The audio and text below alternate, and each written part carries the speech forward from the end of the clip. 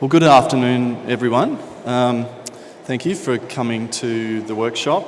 I'm James Middleton, so I'm the Director of the State Spinal Cord Injury Service, and I might just quickly introduce my other panel members and co-presenters. So Professor Philip Siddle, he's Director of the Pain Management Service at Hammond Care at Greenwich Hospital.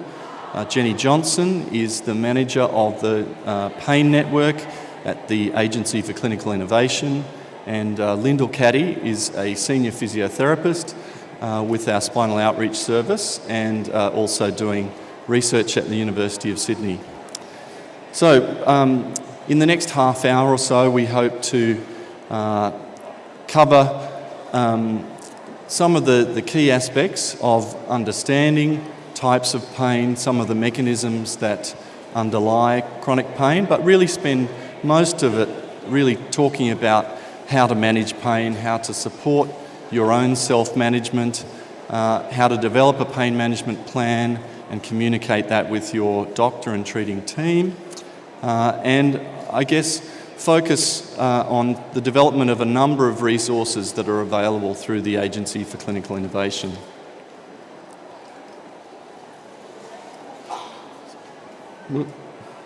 So, just quickly in terms of types of pain after spinal cord injury, there are two main types of pain. So a musculoskeletal pain that we'd all be aware of experiencing, very similar to what any of us would experience with overuse of muscles, joints, tendons. People with spinal cord injury through their everyday living and the enormous stresses that they're putting their body through transfers, mobility, over a long period of time, tend to develop overuse problems, particularly with the shoulders, but also with the wrists and elbows. And that can lead to pain that's typically aching, very localised to the area involved, and tends to occur above the level of the lesion. So you can see on the slide here that we tend to simply classify things at the level of the person's spinal cord injury. So pain above that is typically musculoskeletal, but may also sometimes be associated with overuse and pressure at the wrist joints, pressure on the carpal tunnel, which creates tingling, some weakness and sensory changes, and that can also be associated with position of the wrist in extension with transferring or particular wheelchair mobility. The other main type of pain after spinal cord injury is what we classify or describe as neuropathic. So this is really nerve-related pain. So this is caused by damage to the nerves and the spinal cord at the level of injury, but also, as my colleague Philip Siddle will detail in more detail in a couple of minutes, there are changes not only localised to the nerves and particularly the spinal cord at the level of the injury, but there are changes higher up, including in the brain, and some of those changes are part of the mechanism for ongoing pain. So neuropathic pain presents in all sorts of ways. Typical descriptors are burning, freezing, crushing, ants crawling, vice-like, electric shock-like. They can be intermittent, so they can be intermittent pains that come and may be exacerbated by brushing of the skin, pressure over the skin, etc. But also they may be constant, and many people have constant pain with those sort of characteristics. And typically the pain can be a band-like pain at the level of the spinal cord injury. We call that at-level pain, but also more commonly below-level neuropathic pain that extends well below the level of the person's spinal cord injury and often involves symptoms in the lower limbs and possibly the buttocks as well. So they're the two major types of pain, and the importance of understanding, and many people may have a combination of musculoskeletal and neuropathic pain. So the importance, as we'll see in a few minutes again, is that helps us to think about how to treat the pain. And there are very different ways to treat musculoskeletal pain from neuropathic pain. The other thing I just want to quickly mention is the concept of red flags. And this is where something may not be right. So these are warning signs that there may be some underlying problem, some underlying pathological problem, or an infection, or something that's unusual that may not be quite right. So when the pain suddenly gets worse, or the pain is in a different location, or it feels different, so the characteristic of the pain changes. So it's no longer burning, but it's shooting electric pain in a different location, or it's much worse than it's ever been before. We need to actually think about, could this be an indicator that something's not right, and we need to look to investigate it. Other indicators would be a loss of strength, change in sensation, increase in muscle spasm, or the development of autonomic dysreflexia. So when the blood pressure rises rapidly due to some nociceptive input, so some stimulus below the person's level of injury that they may not be able to feel, but their body is telling them that's something wrong. Most typically something with the urinary tract infection, a stone, bladder distension, but can also involve problems with the bowel, such as constipation, skin problems, ingrown toenails, burns, and the like. So I think I'll leave it there and pass over to my colleague Philip Siddle now to talk about some of the understanding of what causes pain, some of the mechanisms, and then how to treat it. Thanks very much, James. So as James said, I'll talk about what causes pain after spinal injury, and that leads in very naturally to treatment. And in terms of spinal cord injury, it wasn't that long ago that people were saying, you can't possibly have pain, you've lost sensation, how can you possibly have pain below your lesion? So fortunately, we've come a long way since then. There is a huge amount of research that's been done trying to uncover what are the mechanisms behind pain after spinal cord injury. And there are several mechanisms going on, which means that we need different treatments, as James was saying, to treat those different types of pain. So firstly, some pains, and James mentioned musculoskeletal pain, functions very much the same as we would see in other pain conditions. So as you can see in this slide here, there is something that triggers off the pain. In this case, it's got as phi, but you can imagine it's muscles or a joint that's triggering pain. That's picked up by pain receptors, that's taken up the spinal cord and up into the brain.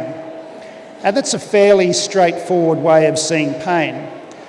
But what we've also learned is that any time there are messages coming into the spinal cord, there are little gates or volume controls or little amplifiers that actually control how much of that pain is going up to the brain. So in some circumstances, people can have a lot of messages coming in, but the pain is not very strong. Or on the other side, they may have just a small number of messages, but if the gates are wide open, the volume control is turned up, they can actually experience a lot of pain. So those volume controls are really important in terms of how much pain we experience. So these little volume controls are all the way along the spinal cord. And what can happen is once there is a spinal cord injury, two things can happen. One is that the nerves where the spinal cord is damaged can actually start sending messages by themselves. So rather than just going quiet, they actually fire by themselves, sending messages up to the brain, even though they may have lost their connections below where the spinal injury has happened. And the other thing that happens is these little gates can also become damaged. So where the spinal cord has been damaged, the gates that control the amount of information going through are damaged in such a way that messages can start flooding through and the pain is much more severe.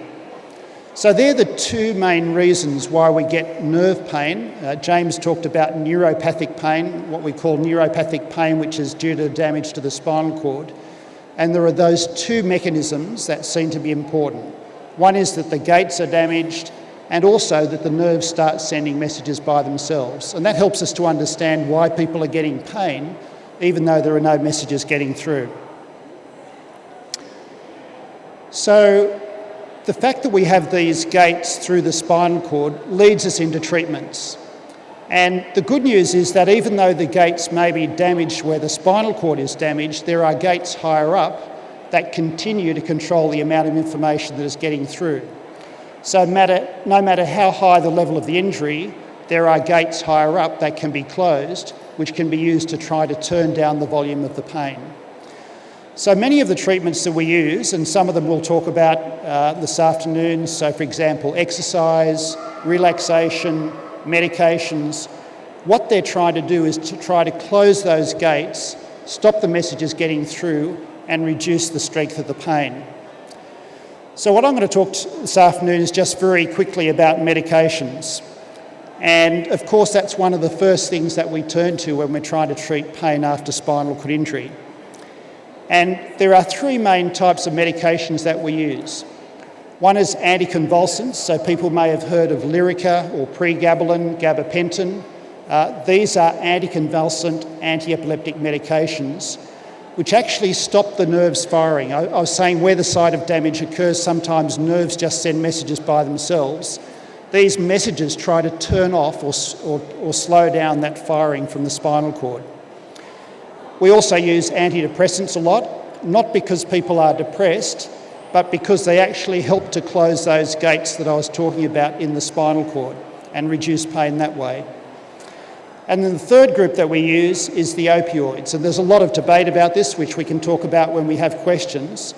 But we're very concerned sometimes about going to strong painkillers like morphine, fentanyl, those sort of medications because of long-term side effects. So with any medication, as you can see, it's trying to balance the effects. So we're trying to get pain relief, trying to help people to do more, but at the same time trying to balance that against side effects. So many drugs can cause, for example, dizziness, drowsiness, constipation, problems with memory. So just about any time, that's the balance that we're trying to get with medications. Can we get enough pain relief without getting those side effects? And the dream, of course, is to have a medication that has perfect pain relief with no side effects, but unfortunately we're just not there yet. So in terms of general principles, of course, with medications, the first thing is to discuss anything that you're interested in with your doctor.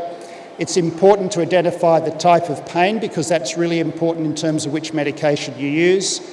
And then also recording and putting down what the medication is, the name, the dose, the frequency, so that any adjustments further down the track can be done with the full information.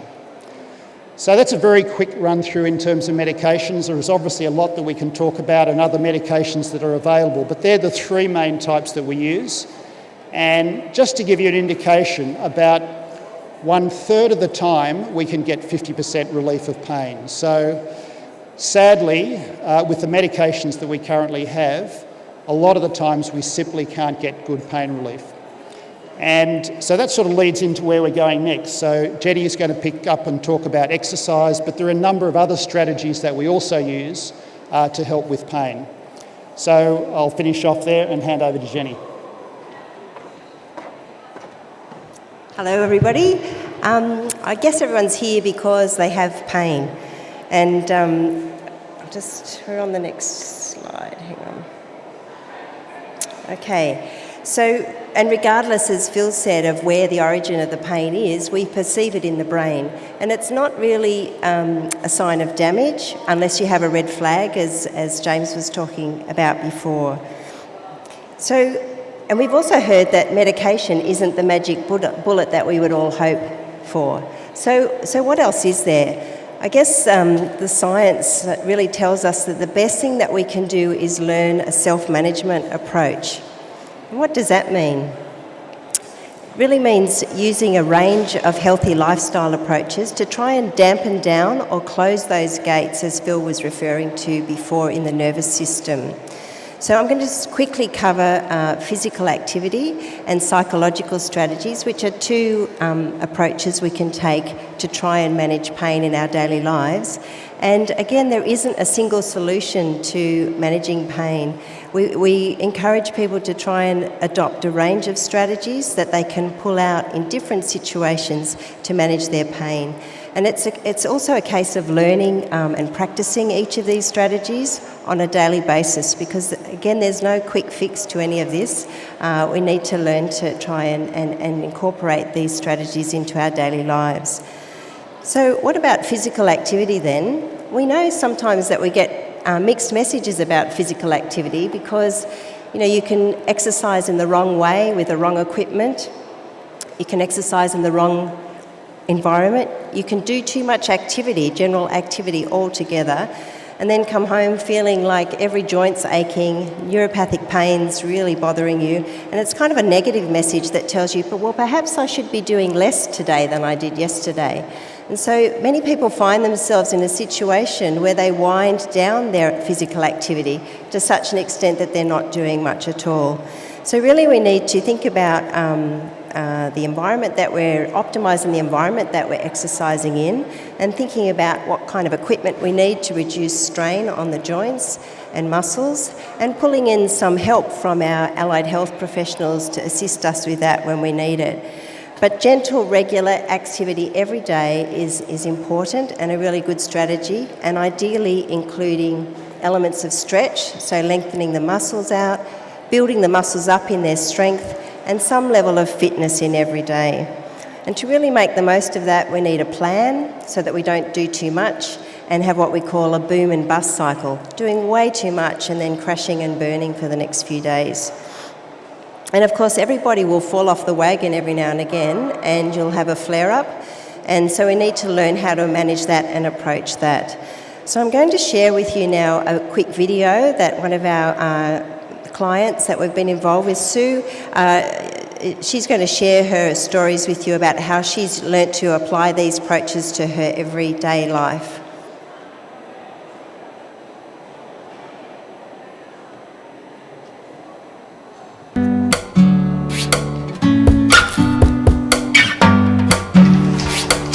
Oh, has this been washed yet?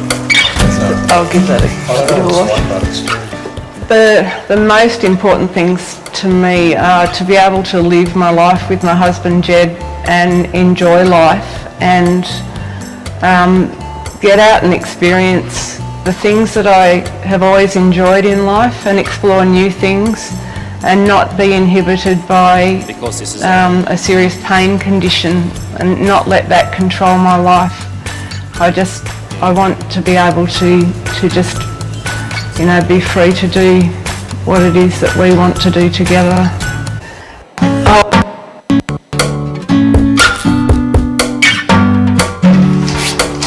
Oh, has this been washed yet? I'll give that a bit of a wash. The most important things to me are to be able to live my life with my husband Jed and enjoy life and get out and experience the things that I have always enjoyed in life and explore new things and not be inhibited by a serious pain condition and not let that control my life. I want to be able to just, be free to do what it is that we want to do together. I had to set myself time frames of, all right, I'm going to try pushing around the house. It sounds really daggy, but I just started pushing around the house to get my muscle development happening, and then and working in the garden. But I did have to grade my approach to it, because if I pushed too hard, the pain just became insane. So I really had to be very careful about how hard I pushed. There are endless possibilities of what you can do in a chair. You just have to be willing to look at doing something in a different way. So my husband and I have bought kayaks, and we've been kayaking with a group of our friends up and down the waterways along the coast here, which are pristine. They're just beautiful. And that was incredibly freeing because it was like being able to bushwalk again. So I could get out, I wasn't in the chair, everyone's equal. You know, nobody's got any disabilities when you're out in the paddling in the kayak. And I've also been able to start skiing again in a sit ski, and that's been a very exciting journey. It's sort of been doing that for 3 years now, and am absolutely loving the skiing. When I started out, particularly skiing was the first one that I started with. I wanted to be out there and not miss 1 minute, and that's a personality trait of mine. So my pain did go up quite significantly, and I had an incredible pain episode that first year of skiing. And what I realised is I just had to take breaks. I had to stop every hour and get out of the sit ski and just have 5-minute rest. Once I started doing that, the pain changed, and it changed quite significantly. And yeah, from then on, that was my learning tool for all my other activities, to pace myself. It's been a really very big component of it.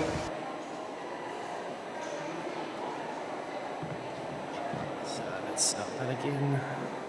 So there's another video in the slide. Okay, we'll have to go through that processing and everything.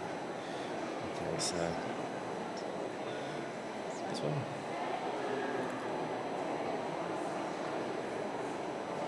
Okay.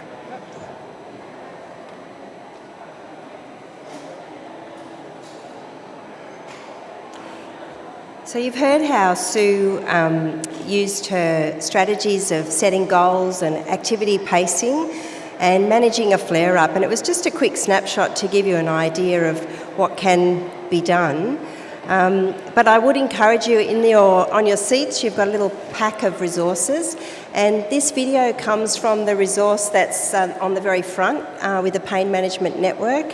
And there are a lot of videos on there specifically for people with spinal cord injury that try and give you some ideas and some tips about how to go about doing this. And also you can share with people like Sue their experiences in managing pain. So just to go on to our... sorry, I just got to catch up again. Just to go on to a second approach that we talked about before, using psychological strategies has been shown to have quite significant evidence behind it. In fact, it's one of the best things we've got together with our physical approaches. So we know that when we're practicing strategies such as relaxation, mindfulness, distraction, desensitization and pacing, the activity in the brain is dampened down and we can experience less pain. But a lot of these strategies need either a coach to help learn the skills or some real practice time to actually pick them up and incorporate them into your daily routine. So sometimes you might need the help of a psychologist, sometimes you might be able to, or you might want to get some specific help from a pain clinic. And on your chairs as well, I've put in a list of the pain clinics around the state that you can access. And I think somebody wanted to know how to access a pain clinic today. And all you really need is a referral from your GP and a willingness to think about how to incorporate some of these strategies into your daily life, and then you're ready to go. Professor Siddle here is from the Greenwich Pain Clinic, and they've, over the last couple of years, been really working on a program to try and help support people with spinal cord injury and chronic pain. So that's somewhere specifically that you could go to. So I'm going to show you another quick video just from the website to give you a bit of a flavour of how it's done. Are we right? Yeah. Sorry. We know that the natural history of chronic pain conditions is that the amount of pain that people are in fluctuates. So they have good days and bad days. And those bad days we refer to as pain flare-ups. And they can be really difficult days to get through. So a follow-up plan involves using all of the pain management strategies to try and minimise the length of time that the increase in pain lasts for and to minimise the negative consequences of it. The first step really is about getting your thoughts as helpful as you possibly can, and then using the other strategies to help you get through, like prioritising your activities, pacing your activities, using things like relaxation and meditation, and using your medication effectively. So just a quick snapshot, but if you go to the website and have a listen to Catherine and some of the other clients there, you'll pick up a few ideas. There's lots of PDF resources that you can read. There's lots of websites that are referred to that you can go to learn some of these skills. And in your handout, there's also the Macquarie eCentre Clinic that you can, this is an online clinic that you can go to learn some of the psychological strategies together with a coach. So I really recommend you have a look there and make some inquiries if you would like to seek help. There are books as well, and Professor Siddle and the team at Greenwich have written a book called Spinal Cord Injury and Chronic Pain, and if you go and see him afterwards, he will give you some tips about how to get hold of that book, and it's actually referred to in this pack on your seat. So we've got the libraries, we've got the clinics, we've got the website, and we really encourage you to go and seek out some of those resources. I'll hand over to Lyndall now, and we can wrap up.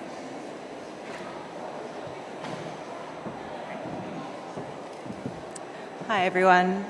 Thanks so much for having us here today. I'll just wrap up really briefly. And I wanted to mention that all of the resources that Jenny has spoken about on the website and the book are the result of extensive consultation with consumers around New South Wales. So we had surveys, we had interviews, we had focus groups. Spinal Cord Injuries Australia were fantastic in helping us with some of those, with groups in Tamworth and also the Illawarra. And we got some great feedback from people out there about what they wanted to know about pain and how they could help manage their pain better. And the key resources, the videos, the films, they're actually people with chronic pain who deal with this every day and wanted to share their experience and their stories in the hope to benefit other people. So do go to the website and have a look at different ways to manage chronic pain. There are certain tools you can download, like a questionnaire that you can fill in that can then help you communicate with your medical team about what sort of pain you have. And there's also a pain management plan that you can download and print out with an action plan about what strategies you want to employ to help manage your pain every day. The pain management plan takes you through every chapter that you can access on the website, including understanding your pain, physical activity, medications and psychological approaches and sleep. So please do take the time to explore the resources and develop a comprehensive pain management plan, because it's only by using those different strategies, the medical, the physical and the psychological, that we can really tackle this chronic pain after spinal cord injury. And the people like Sue that feature on our website are there to show you that it can be done and also just how. Thank you so much. Okay, are there any questions for James, Phil, Jenny or Lyndall from the floor? No one wants to ask? Take a seat. Can I ask a curly question of James or Professor Siddle? I just wondered if there's any relevance in it was on Catalyst, they talked about the next generation spinal cord stimulation that's been developed in Australia. Do you know if that could be applicable for people with spinal cord injury? Yeah, you're talking... Hello?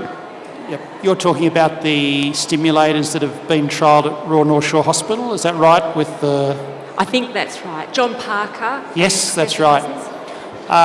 Yes, they're an advance on previous spinal cord stimulators that we've had, and there's no information particularly with those.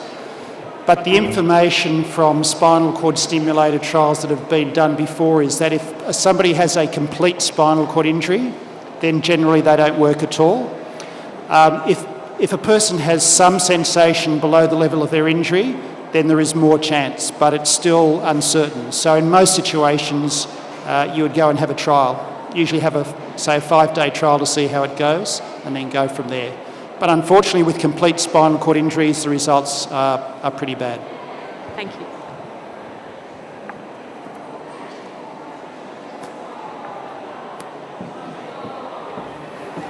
My question's about Lyrica and neuropathic pain, and whether or not, if someone stops taking it, if the neuropathic pain persists, what would your approach be? So you're asking if they reduce the Lyrica and the pain continues, what would our advice be?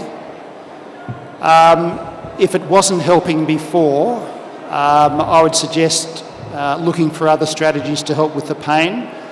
If it was helping and reducing the Lyrica really made a big difference, then I would suggest going back on it. So, I mean, of course, as I mentioned before, it does have side effects, so you've got to take those into account, so it's always a balance. So some people do decide and say, well, it was helping, but actually the side effects were so bad I'd rather not.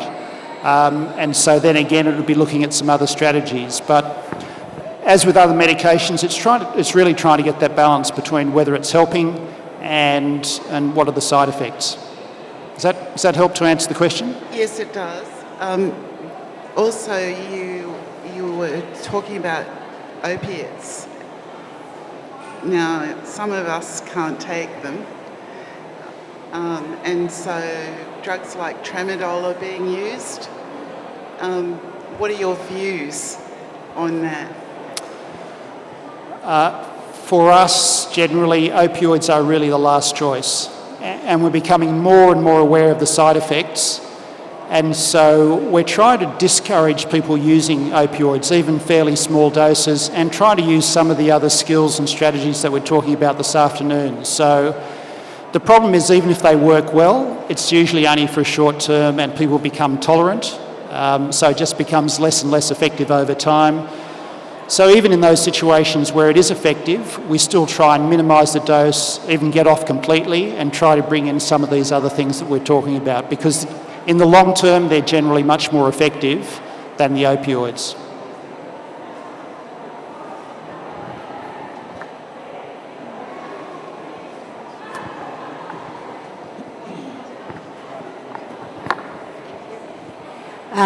What are your ideas on NDEB and cortisone injections into L5 or L7 or whatever?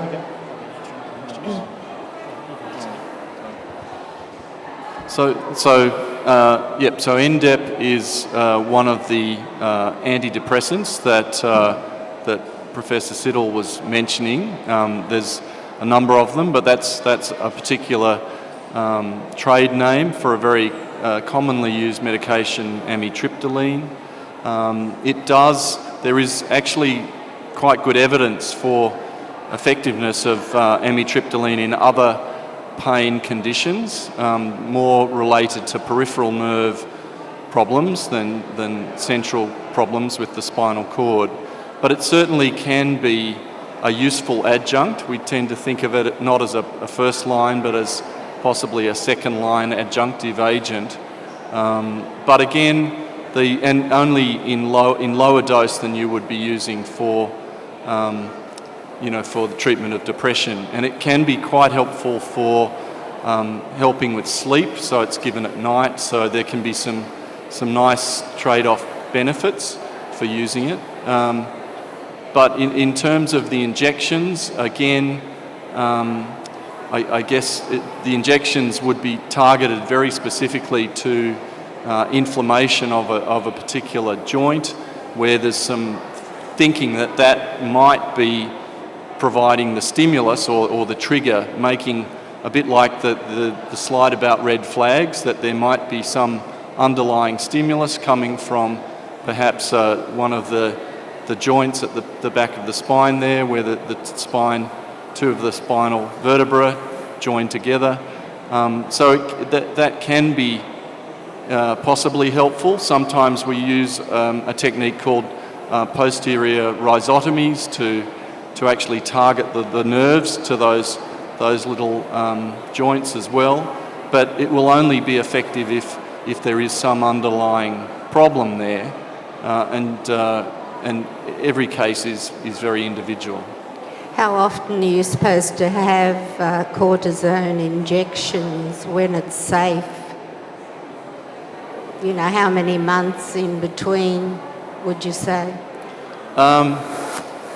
Look, I think you certainly shouldn't have them repeated too many times and regularly. I guess we'd be hoping to try and, once or twice to try and manage the problem, but not on a repeated basis. Does it work straight away or a matter of weeks? They can work quite quickly, but yes, probably the effectiveness is within a few days to weeks. Okay. I just find that nothing helps me because I'm a late effects of polio sufferer, and anything that's good for, say, normal people that don't have that is the opposite for polio. So I don't think Panadol Osteo or NDEP or even cortisone injections are much use to me, so I have to live with that. Thank you. All right, I think we've got a minute, so unless there's any last questions, we'd be happy to talk to you individually afterwards, but I think we're being wound up here. Okay, if there's no additional questions, if we could just thank our guests for coming along this afternoon and talking to us about pain management. Thank you.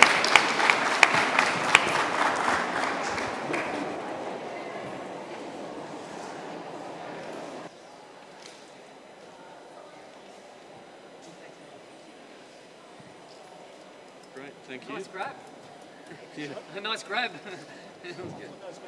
Yeah, it was good. Yeah.